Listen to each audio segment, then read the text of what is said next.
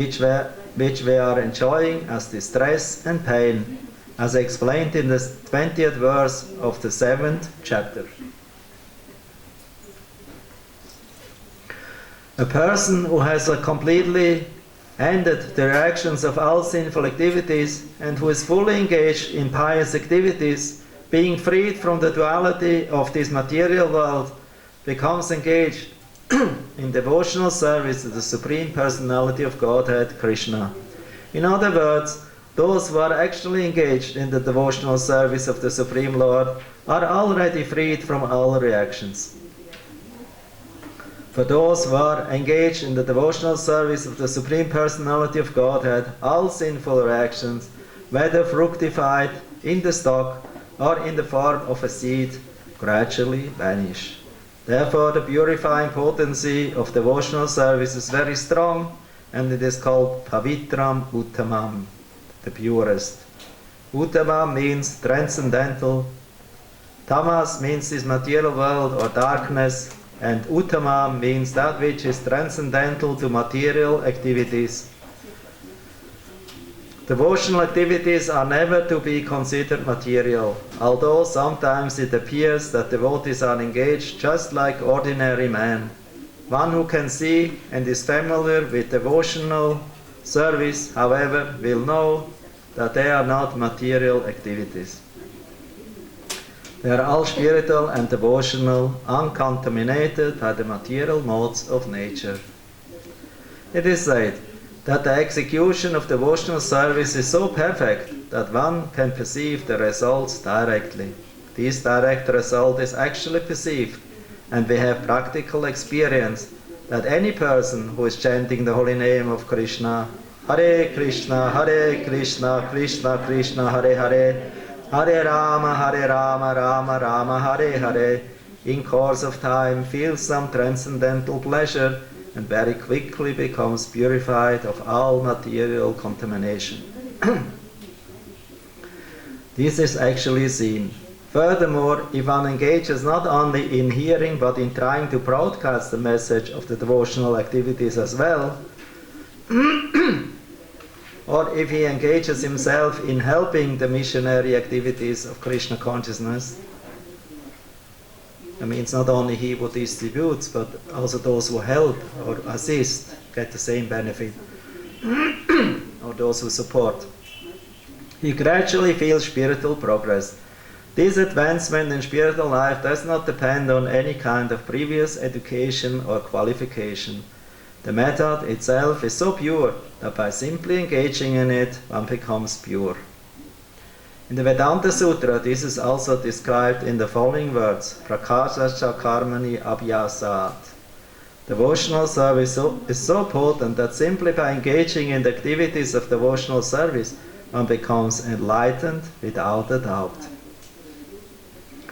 Narada, who happened to be the son of a maidservant, is an example, had no education, nor was he born into a high family. But when his mother was engaged in serving great devotees, Narada also became engaged, and sometimes, in the absence of his mother, he would serve the great devotees himself, although a small boy. Narada personally says to Vyasadeva, "Once only, by their permission, I took the remnants of their food, and by so doing, all my sins were at once eradicated. Thus, being engaged, I became purified in heart, and at that time, the very nature of the transcendentalist became attractive to me." Quote from Bhagavatam 1.5.25. Narada tells to his disciple Vyasadeva that in a previous life he was engaged as a boy servant of purified devotees during 4 months of their stay, and that he was intimately associating with them. Sometimes those sages left remnants of food on their dishes, and the boy who would wash their dishes wanted to taste the remnants.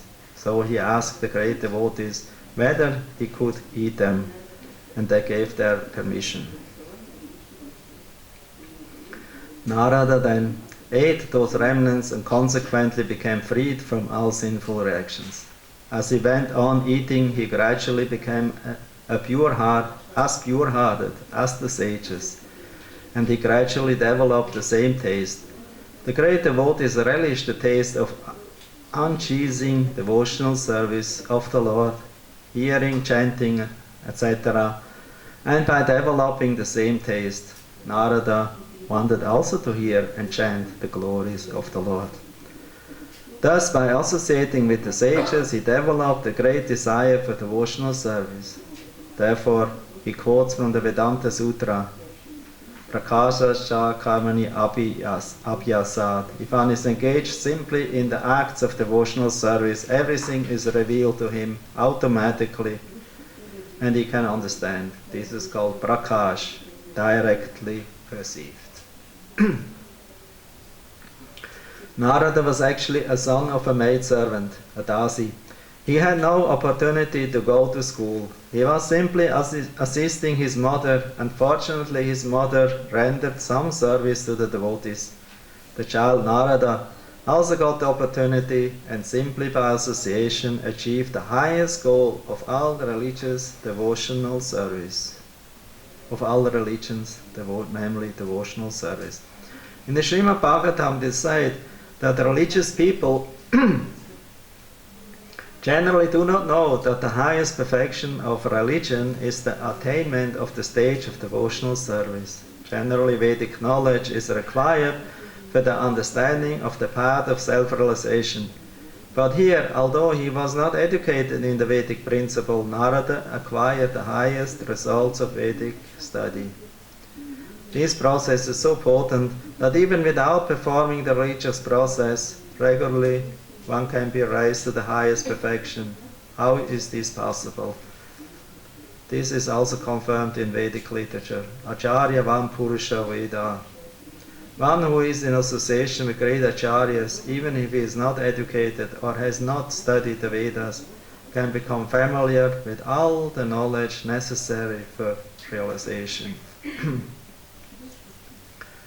The process of devotional service is a very happy one. It's a sukham kartam. Why? Devotional service consists of Shravanam Kirtanam Vishnu. So one can simply hear the chanting of the glories of the Lord, or can attend philosophical lectures on transcendental knowledge given by authorized acharyas. Simply by sitting one can learn, then one can eat the remnants of the food offered to God, nice, palatable dishes. In every state, devotional service is joyful. One can execute devotional service even in the most poverty-stricken condition.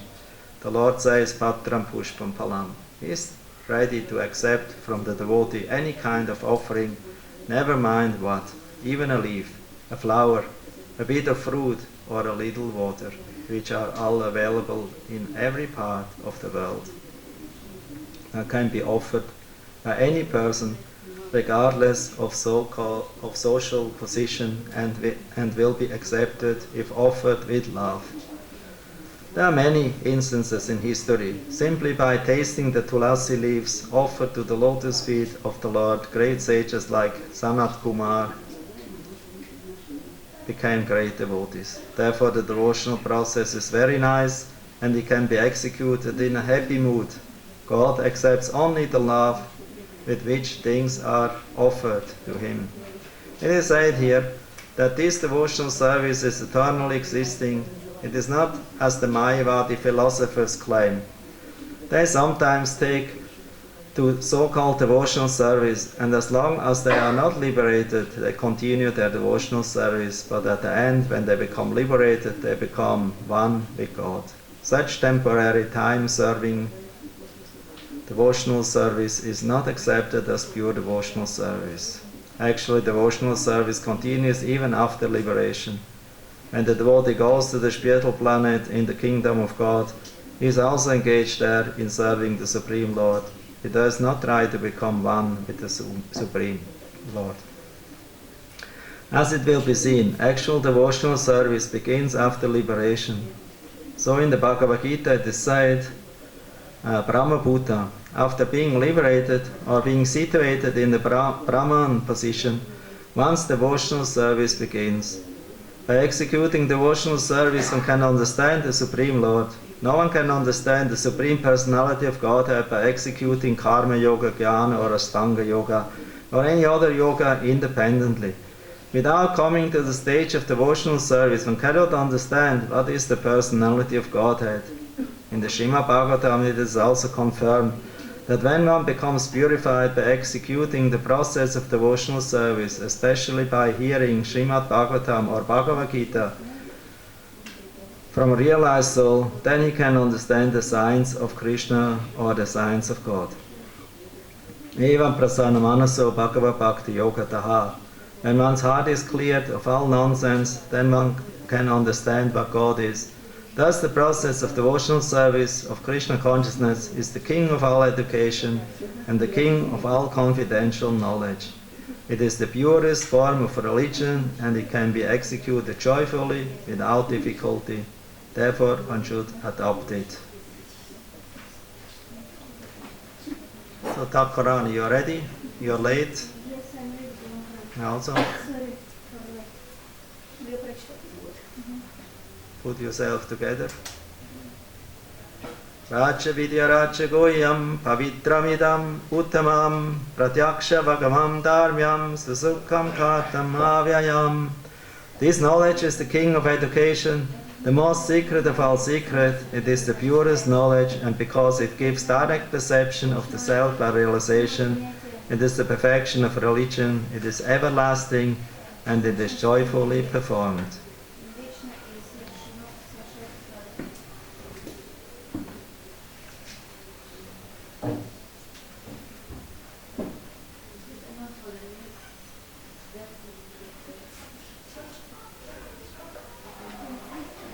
Om Akyatimaranya Sakananchana Salakyam Chakshuram Militam Yena Tasma Shri Gurave Namaha. Jai Sri Krishna Chaitanya Prabhu Nityananda Shri Advaita Gadadha Shivasari Gaura Bhakta Vrinda.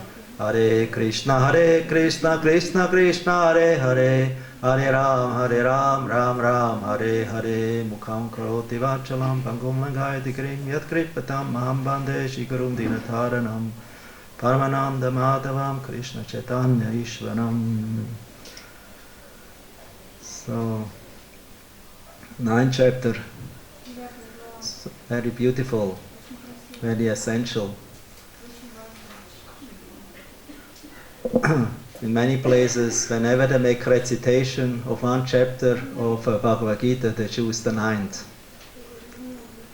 because it reveals very intimate, confidential information about Krishna, about devotional, especially also the devotional service, how we can please Him.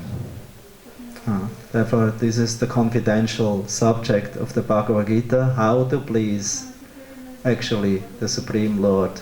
Not just to please our own senses, or the senses of other people, or animals, or plants in this world, but to please Supreme Lord. Tasmin tushta jagat tushta, because if the Supreme Lord is pleased, everything else also becomes pleased and happy. Because Krishna is the root cause of all existence. As Narad Muni is pointing out in the 4th canto, in his teachings, he says that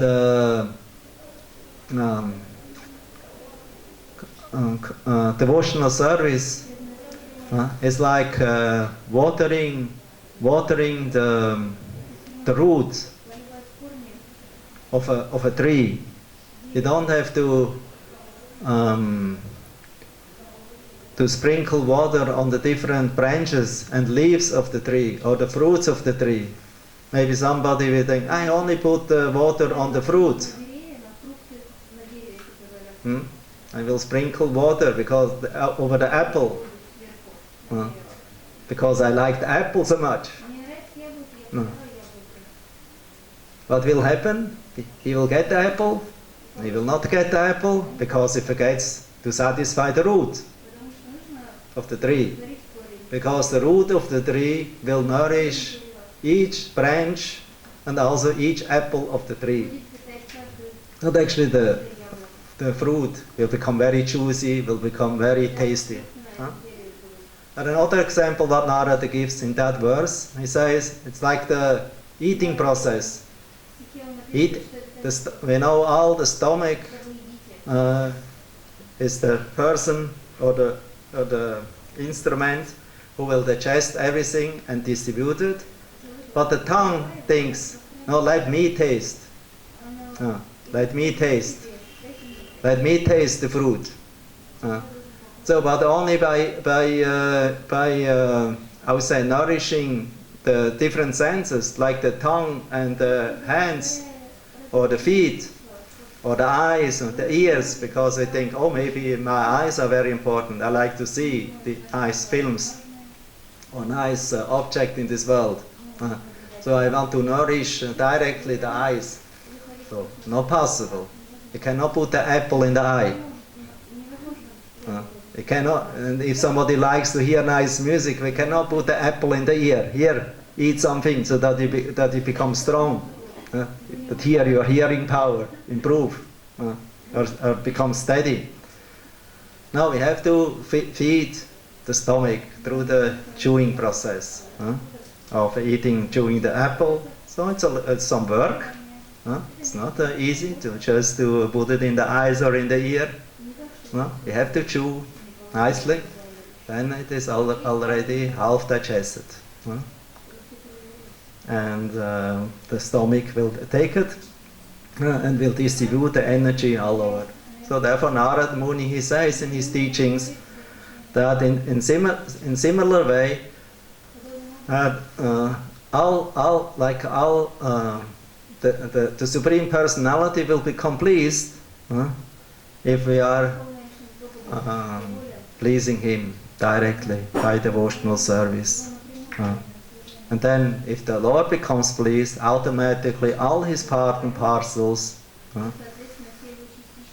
will also become pleased, will become satisfied. So that's actually the secret of success. And that is pointed out in the 9th chapter here, in the verse, later verses, 26, like that.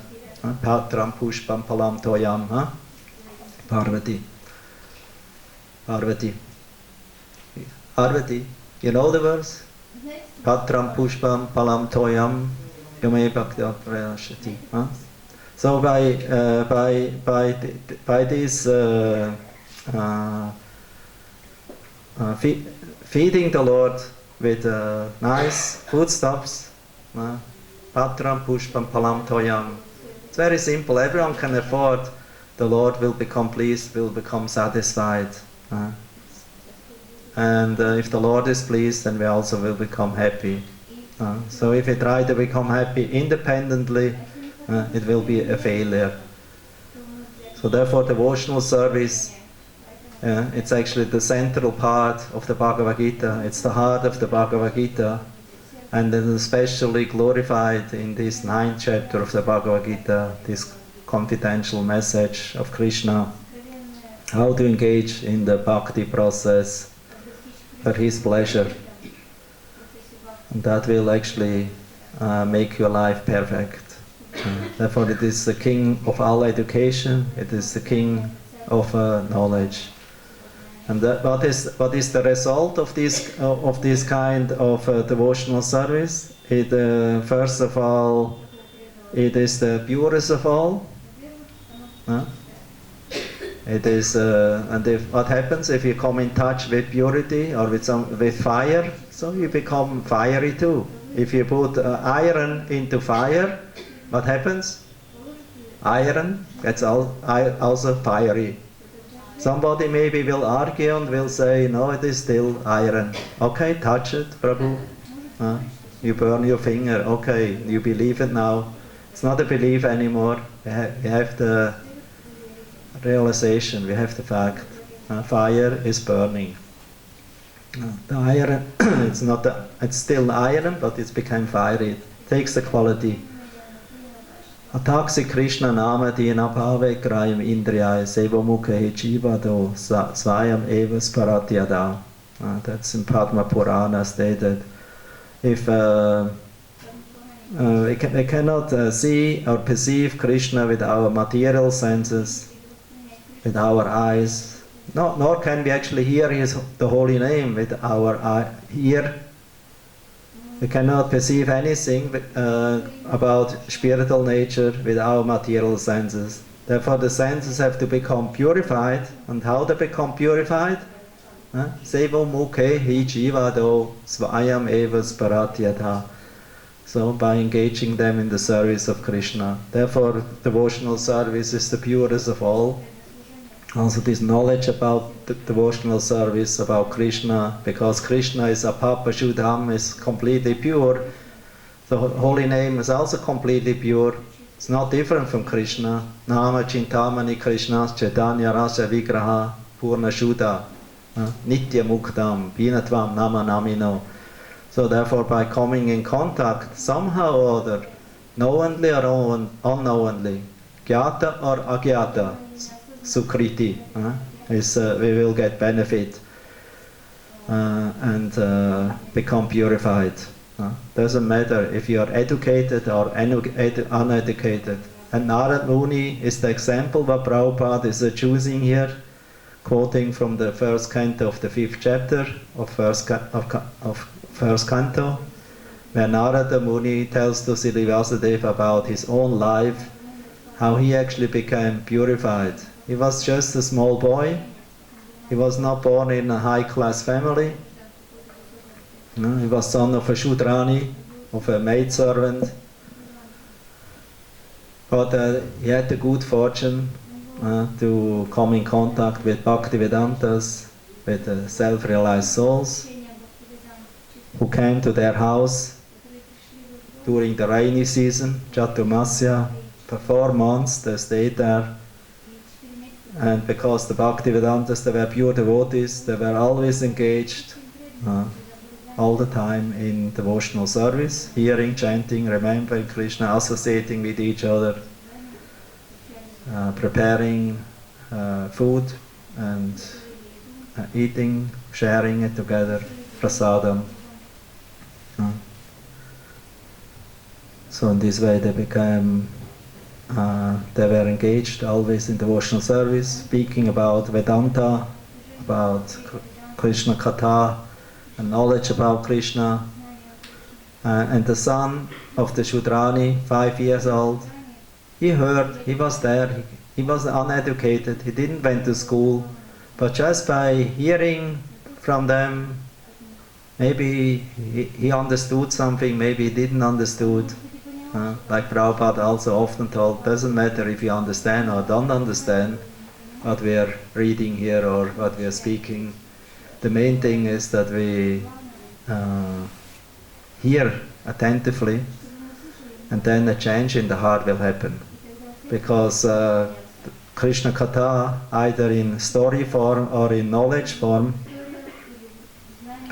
in the association of devotees is very pure, it is very satisfying for the heart, and therefore everyone who knowingly or unknowingly will associate or have an opportunity to associate with such devotees and hear and serve them, then they become also purified, they become benefited. So Narada, therefore, he got a great benefit from this association in 4 months. And he became a self-realized soul. Later on, when his mother died and he left the home, that was the time after the Bhaktivedantas left. Then he left the home and he came to one forest where he sat down and he started to meditate according to the instruction of the devotees, of these self-realized souls. And in this way he actually became very absorbed, very advanced, and he got the darshan of Krishna. He was very, very fast. He got this darshan of the Lord because he followed an authorized process. So he got this darshan. And he was very overwhelmed by this darshan of the Lord. He saw Krishna face to face, And but only for a short moment. And then the Lord disappeared from his internal vision, because the Lord cannot be seen with material eyes. So that means Narada, he had purified eyes. It is purified internal meditation eyes. With the, as the yogis also say, the third eye, he could actually see the Supreme Lord eye to eye, but only for a short time. And then the Lord disappeared. And when he didn't saw the Lord in front of him anymore in his vision, he became very confused. And he cried, and he was calling out, "Where are you?" He became almost mad, became very nervous, very excited of this separation of the Lord. And what happened? The Lord appeared again in the form of the sound. Sound. He appeared, and he told him, "My dear boy, this darshan of myself, it's very rarely revealed and seen by even the most advanced yogis in this world, but I showed it to you. This most pure form, I showed it to you out of my affection to you, to make you more fired up." I give you just the taste to make you more fired up to come to me. And I think many of us, we had some kind of a glimpse like that, some taste, some experience, Krishna conscious experience, or also Vrindavan experience, what actually keeps us in contact with Krishna and also with Vrindavan. And we are, although this was maybe only very short, like a glimpse, and then it disappeared, and it maybe never came. But this is not a situation we should be sorrow. Of course, we should be sorrow, but it also should make us in the same time more fired up, like Narada, to become more fired up, to become seriously engaged in this hearing, chanting, remembering Krishna. As Krishna tells to Narada, don't be sorrowful, my dear son, my dear boy. No. Here is by the transcendental sound vibration of my holy name, of my kata. If you absorb in that, it's not different from me. In this way, you will always be united with me. You will become more eager to actually come to me. And this is actually the process, to take shelter in the holy name, to take shelter in the transcendental sound vibration of the Lord. And the Shastra says the power of the holy name is as such that only by chanting one name, purely, without offense, it will destroy more sins than you are able to perform. So it is so powerful. So maybe sometimes we're chanting in this way and we actually get this experience, but then many times because out of some unattentiveness, some unfortunateness, we become confused or not so much focused on Krishna. As Lord Chaitanya was praying. What is the verse? Second verse of ISKCON. Nam namakari bahuda nicha sarva shaktis tatapita nyamate smaranana kala etadrishi tava kripa bhagavan mamapi tu daivam idrisham ihachanunano raga. So he prays like ordinary soul. Oh my Lord, your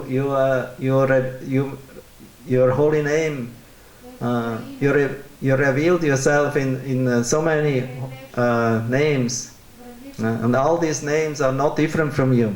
They're all purifying, and you are very merciful that you revealed yourself in this form to give the conditioned soul opportunity to come in contact with you, to chant your holy name.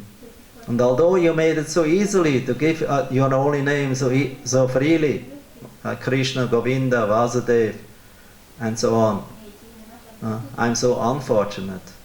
I don't feel any attraction to it.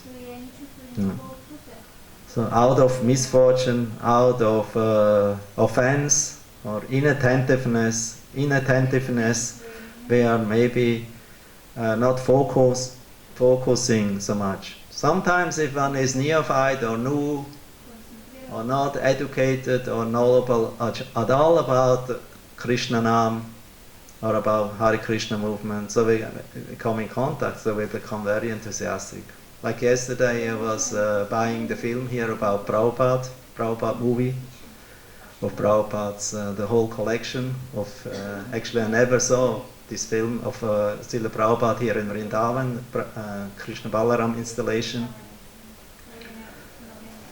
And also after that there was a film about Australia, and Prabhupada came to Australia, I think to Sydney, and then I saw so many young devotees, Prabhupada disciples who became initiated, who were singing and dancing there, and they were also bright, like lamps, you know.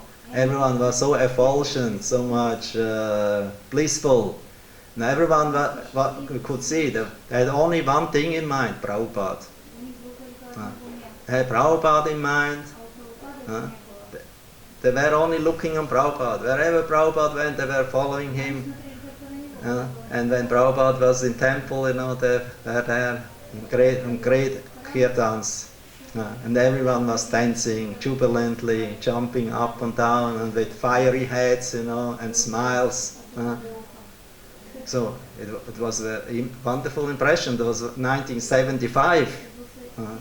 Next year will be 40 years ago. And I wonder, you know, many of these devotees, what I see them, they are there today. I don't see.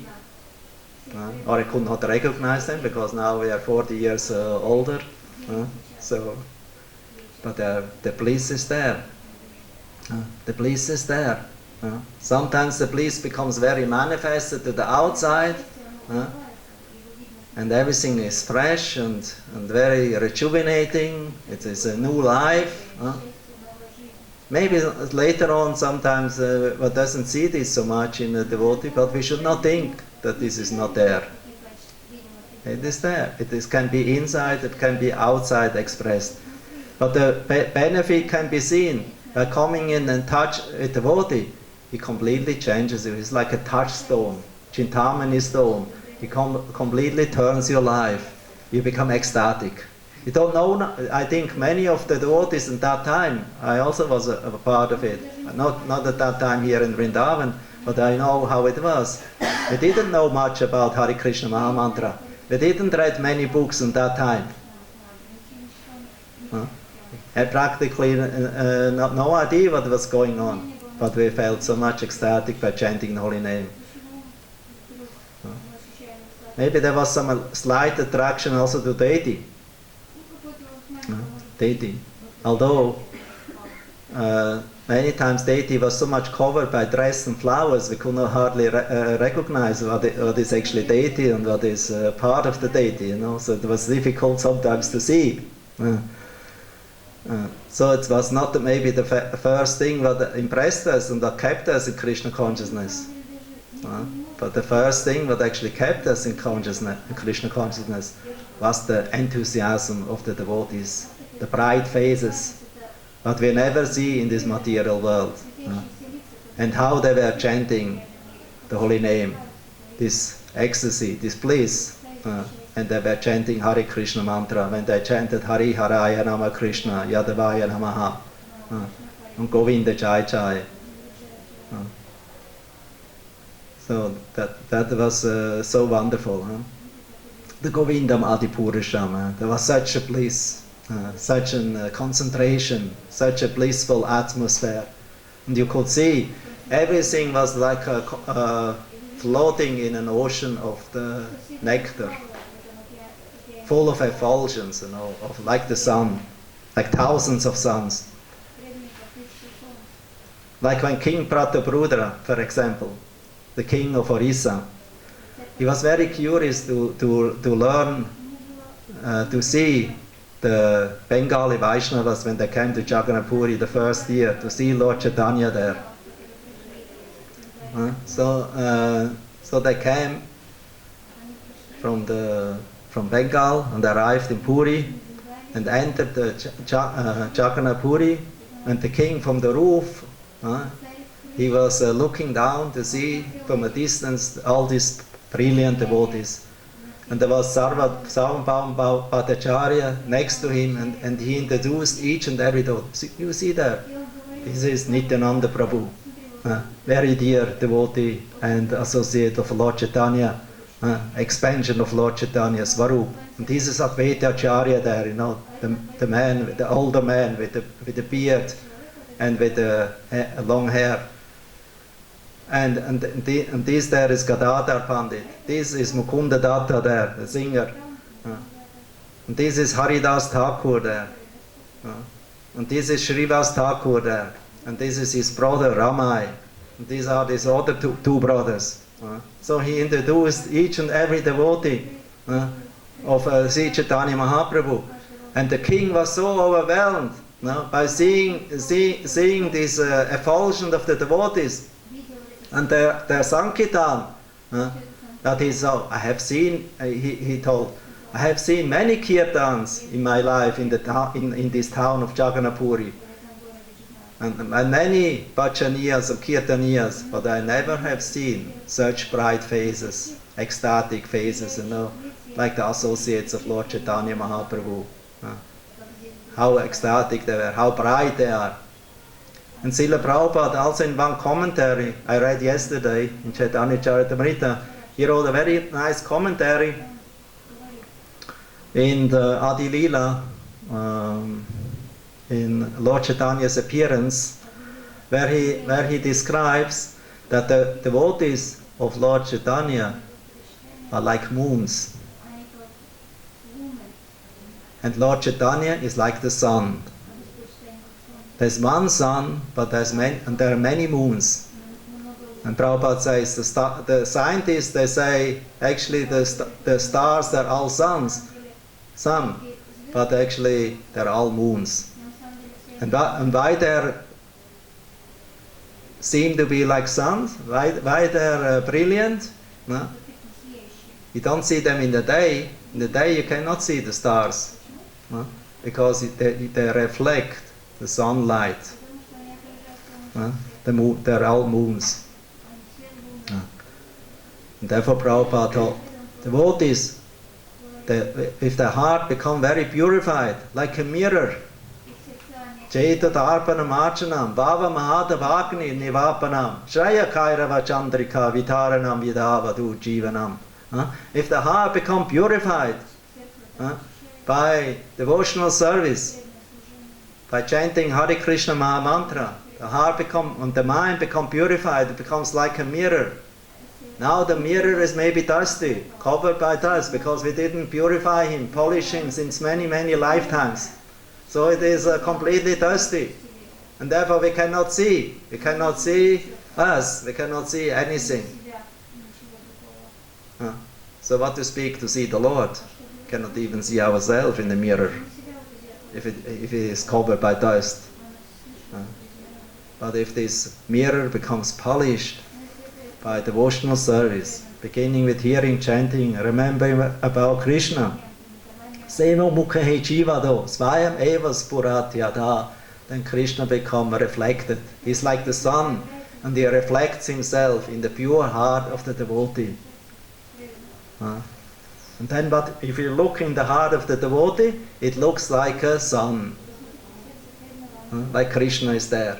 It reflects Krishna. Therefore, how you can recognize a devotee? When they ask Lord Chaitanya how to recognize devotee, he says, just by looking at the devotee, if he makes you chant Hare Krishna or reminds you about Krishna, that's a devotee.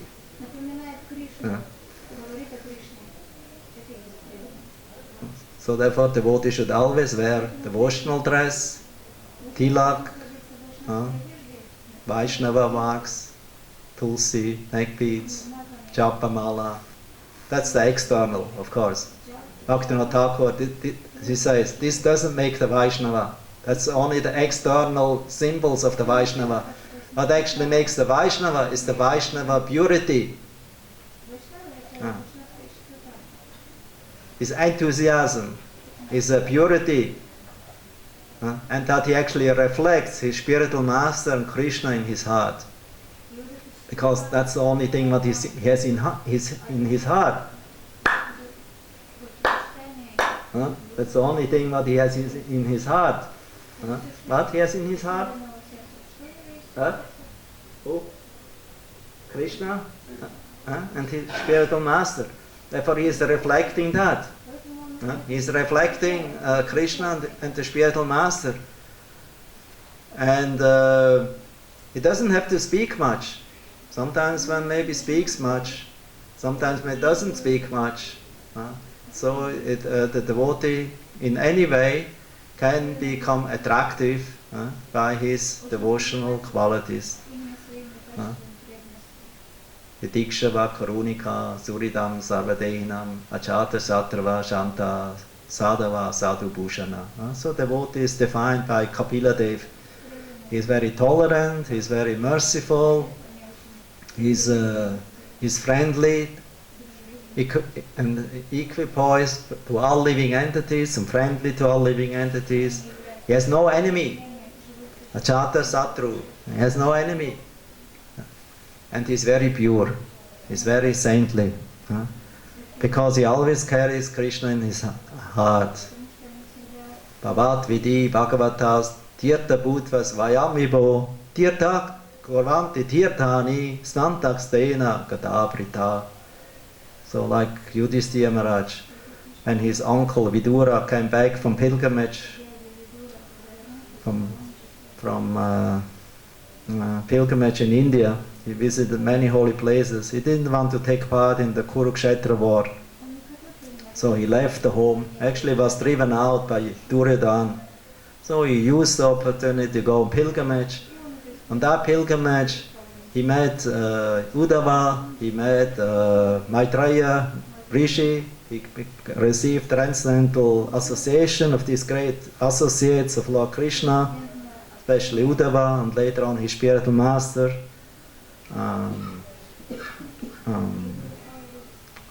How was that told?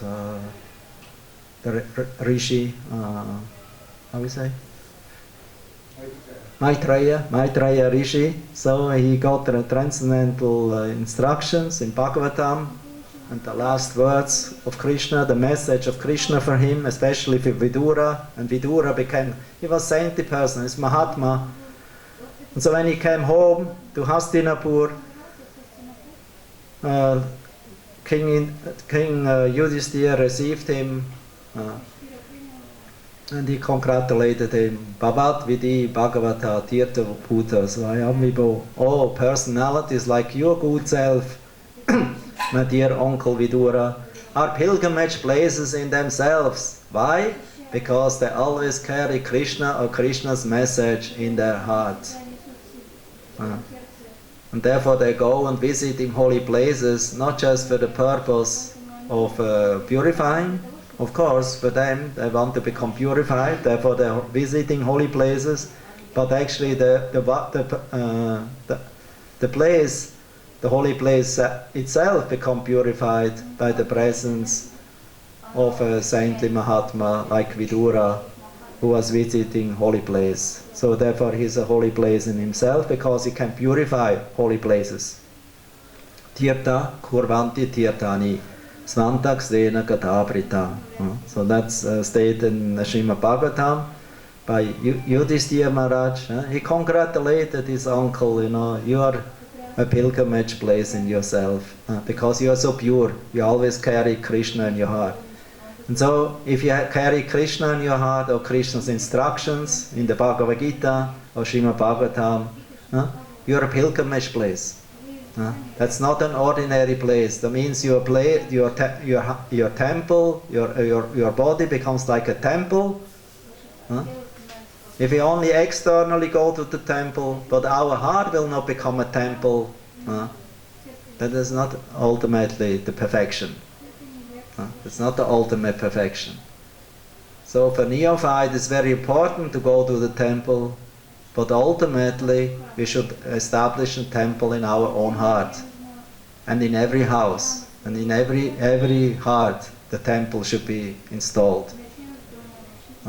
Antara mandire, the mandir in the heart, and there we can see always Krishna and all Krishna's. We don't worship Krishna alone. We always worship Krishna with his associates, and with Radharani, with the gopis, with the gopas, with mother and father.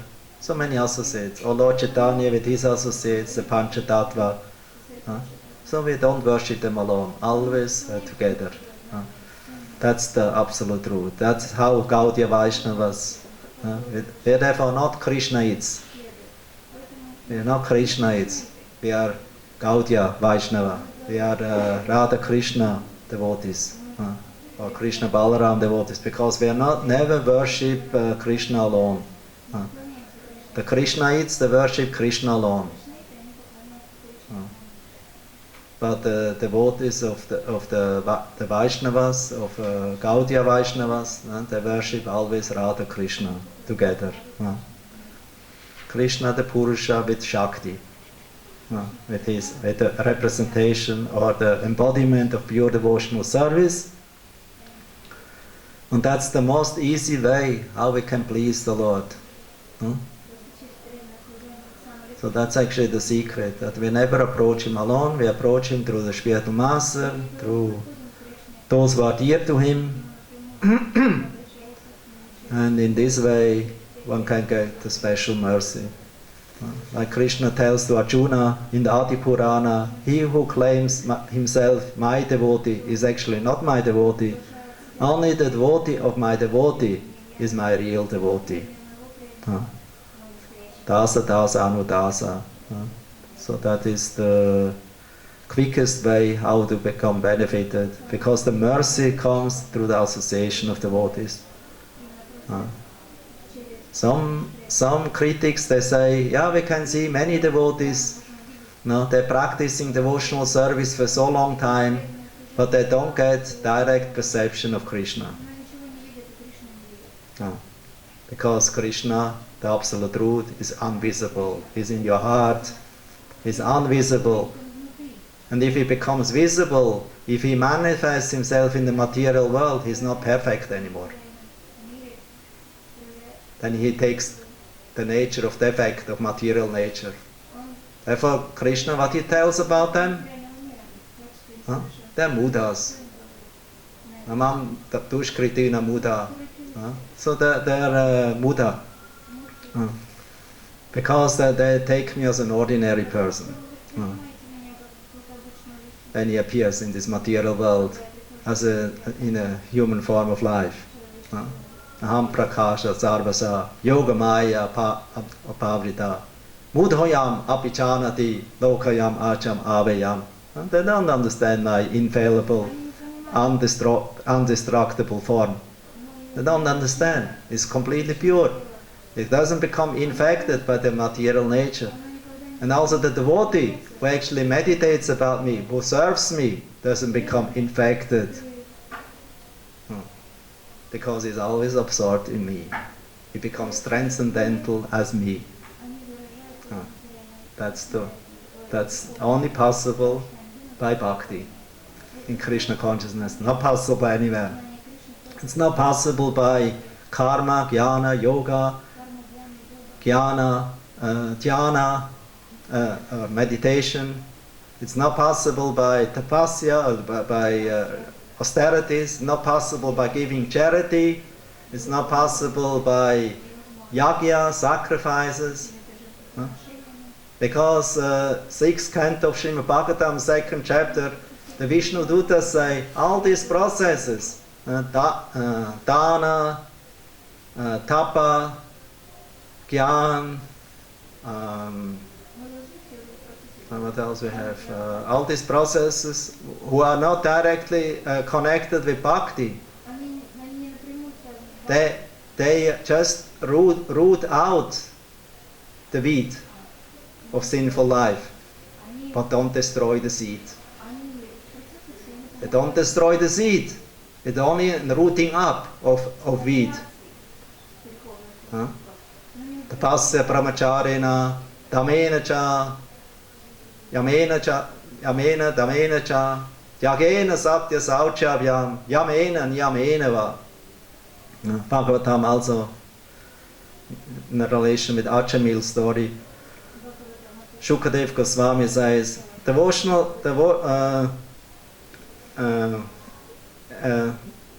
anything that is not pure devotional service, if it is a brahmachari life, celibacy, brahmachari, tapasya, tapa, renunciation, sense restraint, sense control, mind control, dhamena cha, samena cha, tyagena, detachment or renunciation of fruity on the fruits or results.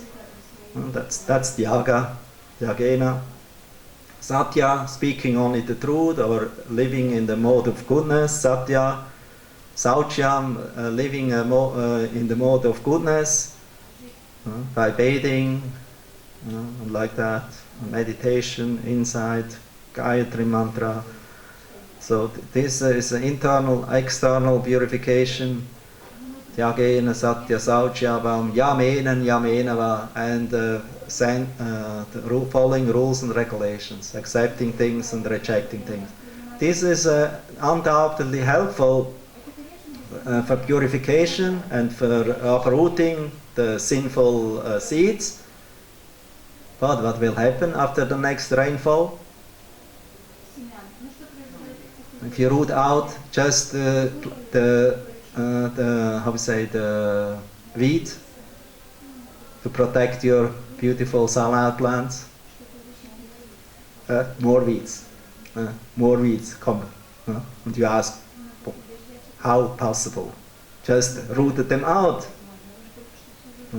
Why they're still coming? There are no more roots there. Why? The seeds. Because the seeds remain. The seeds remain. Therefore, tapa, dana, yagya cannot destroy the seed. The seed of sinful life, the papa fruit, cannot become destroyed. The seed of that fruit, with just the Vedic process of tapasya brahmacharina, dhamena cha, samena cha, tyagena satya sauchyava, yamena yamenava. Not possible. It's only a rooting out process. Then next verse, what Shukadev Goswami says? But by engaging in pure devotional service, what will happen? It will completely destroy all these seeds, like a fire. Or it is like a rising of the sun. And when the sun is rising, what happens? There's still some fog. The darkness will disappear, and gradually by the rising of the sun, the fog who is covering our consciousness will also, this foggy consciousness will become removed by the sunshine of Krishna consciousness. Niharam iva bhaskara. Kechi kevala bhaktya vasudev parayanam. Niharam iva bhaskara. So Shukadev Goswami says. So by the Kechi kevala bhakti. Kevala bhakti means spotless, pure devotional service, without the modes of material nature, without false motivation. Kechi kevala bhaktya Vasudev parayana, who only has Krishna, Vasudev as the goal. It will work like the sunshine. It will rise up and will remove all the darkness, and it will destroy all the fruitive results and attachments and sins who keep us in this material life after life. Therefore, this is a very important verse here from Padma Purana, quoted here by Srila Prabhupada. There we have it. I want to speak about this short. No, it's not here. Somebody has it in your purport?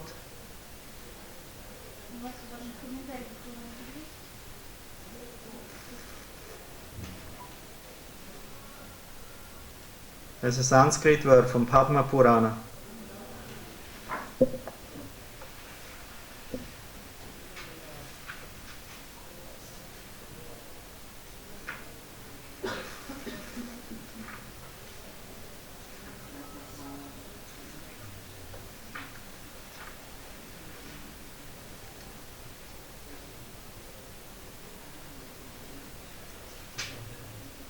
Here.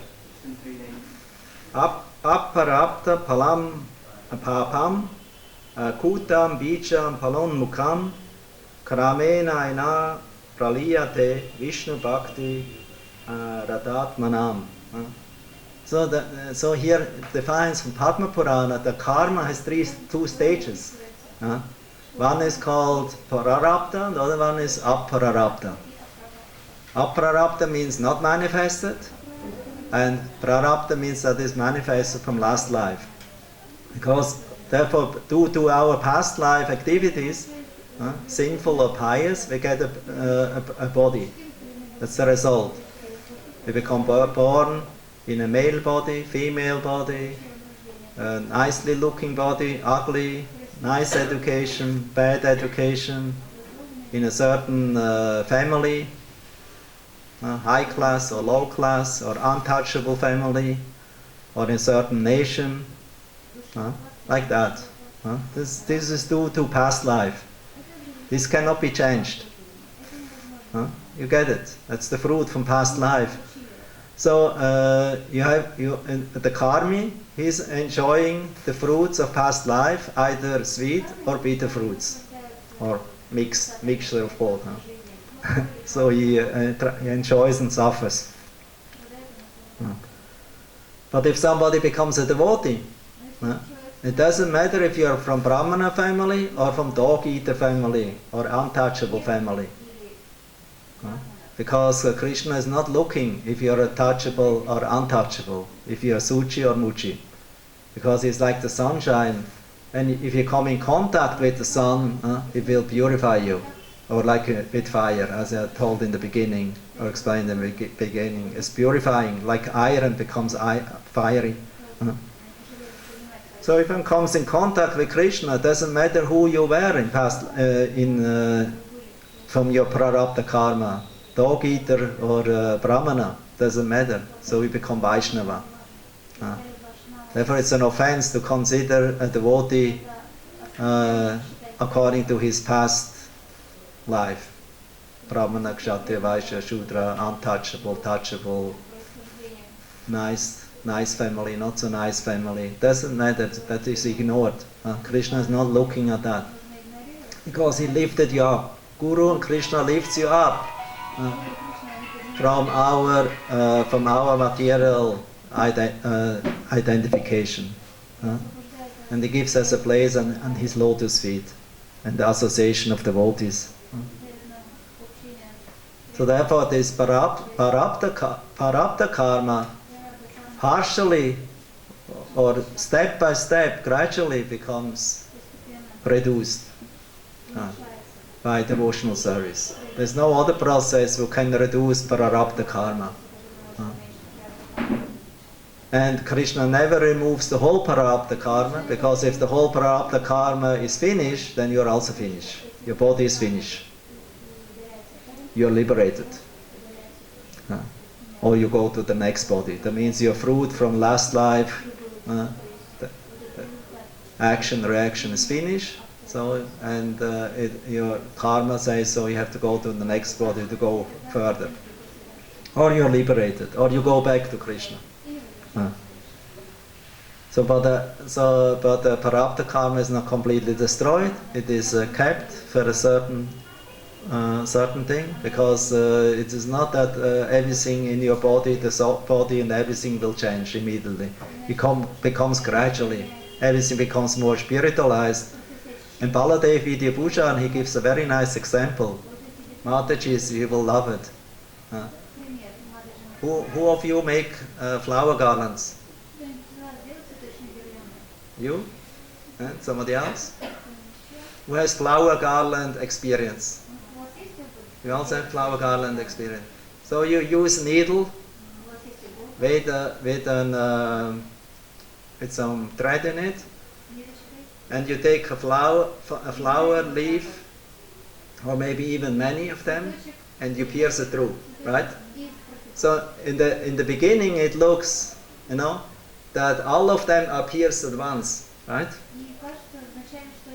It looks that everyone, this bundle of leaves are all pierced with one stitch. But actually, it's not exactly like that. If you go clearly, it's one after another. One leaf after another is pierced. So that's Baladev Vidyabhushan commentary to this verse of this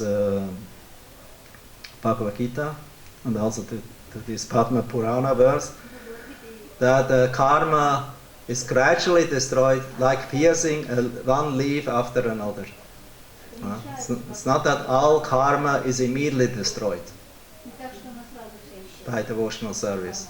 Gradually, you have to continue. You have to have endurance to go through the whole program until the end of life, and until the end of life, gradually everything will become, by Krishna's mercy, nullified and purified. Vedeshu durlabham, adurlabham, atma bhakto, govindam adipurasham damaham bhajami. So what is difficult to achieve for the Vedas is easily achieved by the bhakta, by the devotee. So Krishna is most purifying, but he purifies your parabdha karma gradually to the point where you actually can go to Krishna. So just to nullify or destroy parabdha is not the goal of life, because you have to know where to go. It means your consciousness has to be prepared, purified enough and fixed enough with Krishna consciousness, with Krishna in it, and not with some maya or some attachment in it, otherwise you go there. Krishna tells very clearly that those who worship, fix their mind on devas, go to the devas in 8th chapter. Those who worship the pitris, they go to the pitris. Those who worship the ghosts and the bhutas and the pretas like that, they go to to their realms, subtle places. And those who worship me, they come to me. Yanti deva vrata devan. Pitri yantri pitri vrata. Bhutani. And then ultimately, the one. Yeah, Bhutir. And then the last verse, last line. And Yanti, you come to me. You will come. If you think about me, you come to me. So wherever you have the time of that, your consciousness, there you will go. Yam yam vapi smaram bhavam yachati ante kalevaram tam evaiti kauntya sadada bhava bhavitaha. That was 8th chapter lessons. You heard. So wherever you have on the time of last time of your life consciousness, there you will go. So therefore, just to become liberated or just become purified, you cannot proud yourself. Just see how wonderful I am. I'm so pure. I'm liberated. So, what is the benefit if you have nothing inside? If you're empty like the nirvana, or like a desert, then I cannot be proud. And we're actually most poor. So what Lord Chaitanya says, in the mood of Radharani. Aslisiva padarata pinastuma madashamana da karoduva yatata tava vidatu lampato ma prananata sasaeva napara. Oh my Lord, without you, my heart is like a desert. Where are you? Oh my Lord, you left me. But it doesn't matter. In whatever position you put me. You embrace me or you push yourself away from me. You will always be my Lord, unconditionally, life after life. So that is, of course, very advanced mood of Radharani's, the gopis there in this mood. But I would say, not just the purification, or one Vaishnava says in his prayer, what is the use of this Brahman, the Vedic Brahman meditation, Because we can see, after all, not one leaf, not one leaf actually fell from the tree of fruitive activities, by calling out Brahman, or Aham Brahmasmi. But by chanting your holy name, by becoming Krishna consciousness, immediately, these leaves of the material existence will drop down and will uproot the tree of material life. So therefore,